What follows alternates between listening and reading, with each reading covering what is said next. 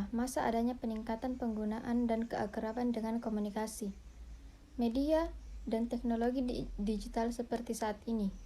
Kemampuan berbahasa sering menekan pada pengetahuan kebahasaan sehingga berpengaruh dengan penguasaan kosakata. Kosakata merupakan unsur yang penting dalam kegiatan berbahasa yang berkenaan dengan penyampaian ide atau gagasan.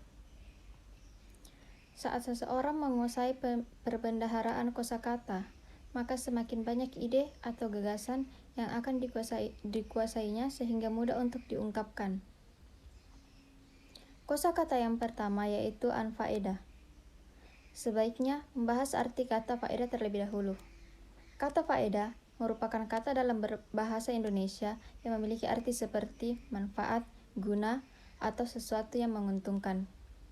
Kata faedah merupakan kata baku yang terdaftar di Kamus Besar Bahasa Indonesia atau KBBI. Meski faedah kata baku dan bisa digunakan dalam konteks formal, namun kata anfaedah merupakan kata ciptaan dari anak-anak muda zaman now alias bahasa gaul.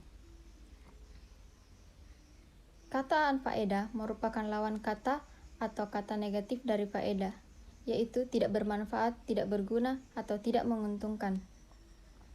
Mengapa ada tambahan kata UN? Penambahan UN sendiri merupakan tambahan yang diberikan untuk membuat makna tersebut menjadi negatif dalam bahasa Inggris. Namun uniknya, oleh netizen Indonesia yang sangat kreatif, prefiks UN dalam bahasa Inggris ditambahkan di kata baku bahasa Indonesia. Hal ini mungkin disebabkan karena tidak faedah terlalu panjang, maka netizen kreatif memodifikasi menjadi anfaedah untuk mempersingkat kalimat tersebut. Kata milenial yang kedua yaitu hoax. Hoax adalah informasi palsu, berita bohong, atau fakta yang dipelintir atau direkayasa untuk tujuan lelucon hingga serius. Secara bahasa, hoax, synonyms, practical, joke, jest, prank, trick adalah lelucon, cerita bohong, kenakalan, olokan, membohongi, menipu, dan mempermainkan, memperdaya, dan memperdayakan. Dalam Kamus Besar Bahasa Indonesia atau KBBI, hoax diterjemahkan menjadi hoax, yang diartikan dengan berita bohong. Dalam Kamus Jurnalistik, saya mengartikan berita bohong atau libel sebagai berita yang tidak benar, sehingga menjurus pada kasus pencemaran nama baik. Istilah lain berita bohong dalam konteks jurnalistik adalah berita buatan atau berita palsu, atau fake news.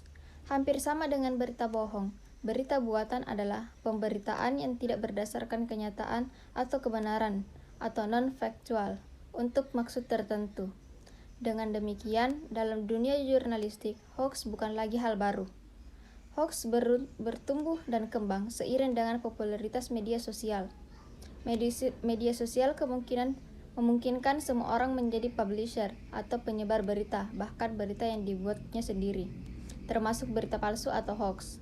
Hoax umumnya bertujuan untuk having fun atau humor, namun hoax juga bisa dijadikan alat propaganda dengan tujuan politis. Misalnya, melakukan pencitraan atau sebaliknya, memburukkan citra seseorang atau kelompok. Perkembangan zaman saat ini memberikan dampak positif dan negatif pada bahasa Indonesia.